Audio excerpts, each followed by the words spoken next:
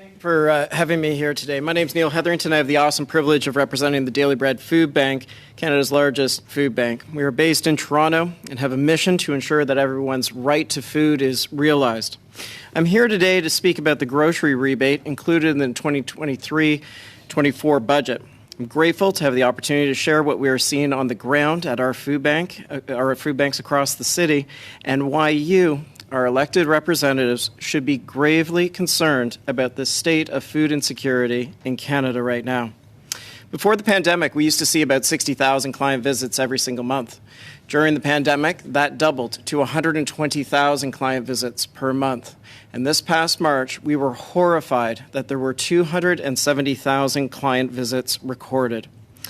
We can do better.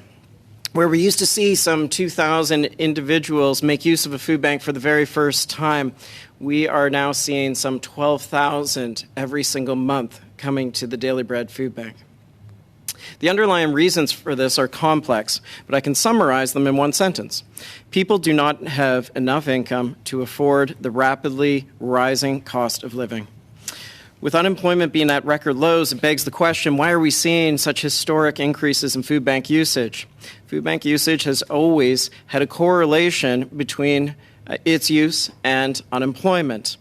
As a result, I have sleepless nights and a few newly found gray hairs thinking about what will happen if unemployment begins to rise. Many of the people coming to our food banks in Toronto rely on fixed incomes, particularly social assistance. And I worry very much about those receiving income from disability. Those funds in Ontario total about $1,200 per month for an individual to survive on, a full $900 below the poverty line. In the past year, we have seen the proportion of people with income derived from employment as their primary source double from 15% to 33%. No longer is the promise that if you get an education and you work hard, will you not need food charity. 70% of our clients at food banks are paying more than half of their incomes on housing, putting them at high risk of homelessness. Almost 1 in 5 food bank clients are putting 100% of their incomes towards housing, leaving nothing for food and other expenses, totally relying on charity, friends, and family. Every household in Canada feels the impact of food inflation, which remains at 9.6%. But for those accessing food banks, this is simply the tip of the iceberg. These households were already living in precarity before skyrocketing inflation. So let's turn to the question at hand. Will the grocery rebate make a difference? Any money in the pockets of low-income Canadians is generally a good thing. Using the GST credit as a vehicle makes sense, since this is an income-tested benefit that will target low-income Canadians. It does not require somebody to be working to receive it, which means that people living with disabilities who are unable to work will still receive the benefit.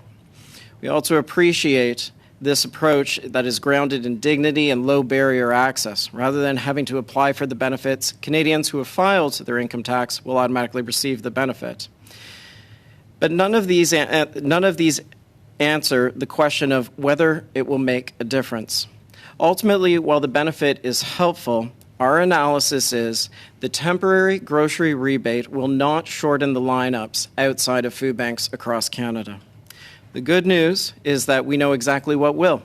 Our colleagues at Proof, a research institute housed at the University of Toronto, have published extensively on this matter, and they've found that the Canada Child Benefit and Guaranteed Income Supplement have both had significant impacts on reducing the severity of food insecurity, and these programs should be celebrated and replicated. I've had the opportunity to testify at the Senate about Bill C-22 and express my strong support for the Canada Disability Benefit. Depending on its design, this benefit has the potential to reduce and even eliminate poverty and food insecurity among Canadians with disabilities. We hope that this bill will continue to receive all-party support.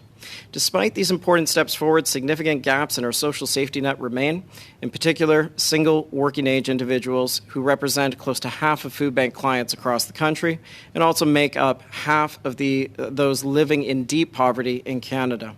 Another gap is for those who have recently become unemployed. The government announced a process to reform EI, but we have not yet seen the outcomes. As a result, thousands of Canadians continue not to qualify because the program does not reflect the modern reality of such as gig work and self-employment. Poverty reduction requires long-term, sustained investment.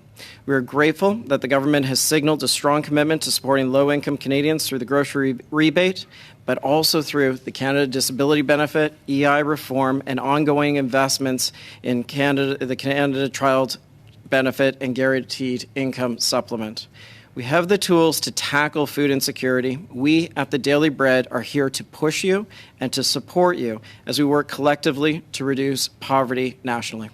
Thank you.